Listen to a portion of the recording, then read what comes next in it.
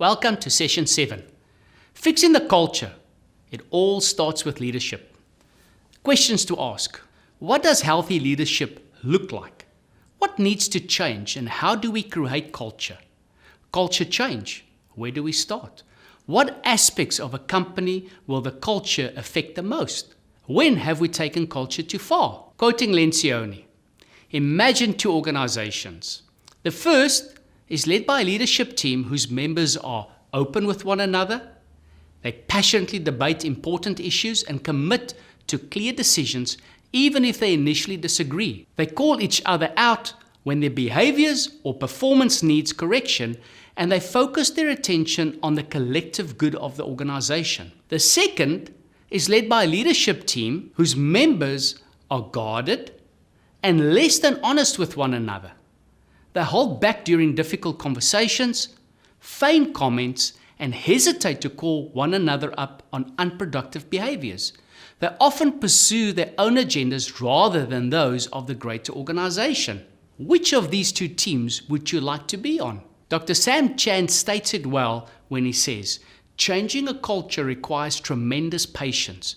We can rearrange boxes on an organizational chart, but changing culture is heart surgery. He goes on to say, leaders also need a healthy dose of creativity as they take their teams through cultural change. For most of us, the words we use are second nature. We can't overestimate the power of vocabulary to define culture. Some leaders think of the vocabulary of culture as only painting the biggest, most dramatic vision they can paint. The bigger, the better. But that's not the case. Vision statements are only a small part of the vocabulary of a culture. The reality is that most leaders, by and large, are good communicators, and so they set the pace for any transformation to be successful. But for that to happen, must the leader be in a good place and emotionally healthy? Staff and employees are masters at locating leaders. They intuitively know when it's propaganda or when the leader is bought into the change process for real. There's nothing more sinister than a skeptic leader who's slow to acknowledge there's a problem while it's obvious to everyone else. Leaders start by doing the hard work and go first. They own up to the problems and deal with it. Mostly for this to happen, must the leader be free of suspicion, hang-ups, and toxicity themselves. Which brings me to the next question. What does a healthy leader look like? There's nothing better than being in the presence of a healthy leader who understands their role in the company, and it is true. We may all have different persona being a leader. There are, however, some characteristics leaders need to exhibit, such as transparency. Being transparent is essential to building that much-needed trust factor we also eagerly rely on.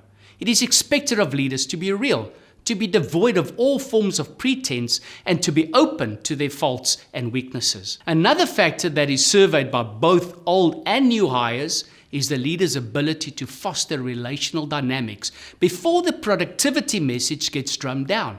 It is a matter of profit and loss only. Are they purely people-focused, or is it both? Integrity. Nobody likes a leader who does not keep his word or has no follow-through. As the saying goes, let your yes be your yes and your no be your no. Integrity fosters trust, regardless of whether people agree with the leader's decisions or not.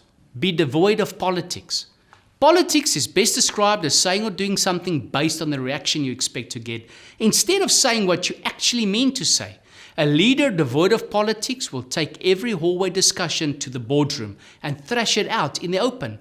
They will not tolerate behind-the-scenes discussions, let alone tolerate gangs or silos from forming. Politics is clearly seen when people are more aware of what they could or could not say to the boss. What they intend to say or do changes depending on who's in the room. And finally, they will not say what they think. They will say what the leader wants to hear. Politics is seen when the team agrees in principle, but behind closed doors sabotage it. When strategies are skewed to meet personal agendas. A secure leader.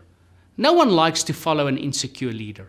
Insecure leaders think everything is about them, and as a result, every action, every piece of information, every decision is put through their filter of self-centeredness. Low morale is generally the result of being around them. This type of leader cannot receive constructive inputs and will flinch at the slightest correction someone gives them. They may be very unpredictable, a humble or vulnerable leader. Since the advent of postmodernism in the late 20th century has the spotlight been on the type of leader who can be man to all men and who is equally at home with his or her peers.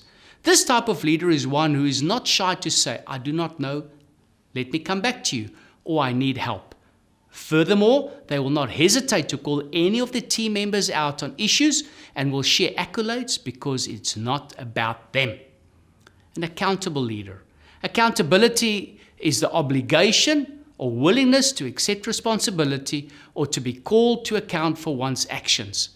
This leader is willing to hold themselves, their peers, and their fellow team members accountable to agreed upon behaviors or results. They are able to give honest feedback. We are not all big fans on feedback, but receiving honest feedback is a critical skill and behavior for anyone who wants to have influence in a culture, as it helps us to discover our own broken parts, the stuff which is leaking and influencing those around us.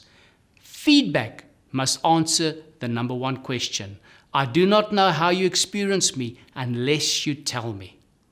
Being an honorable leader. The most powerful feature of an organization's culture are trust and respect. Sadly, without trust and respect, even the smallest molehill soon morphs into an Everest. An honorable culture will have a clear description on what success looks like, how is success attained, what an aligned leadership and management team look like, and will eliminate competition for advancement and influence. Everything rises and falls on leadership, and a healthy leader will make a huge impact, be it negative or positive, on employees and team members.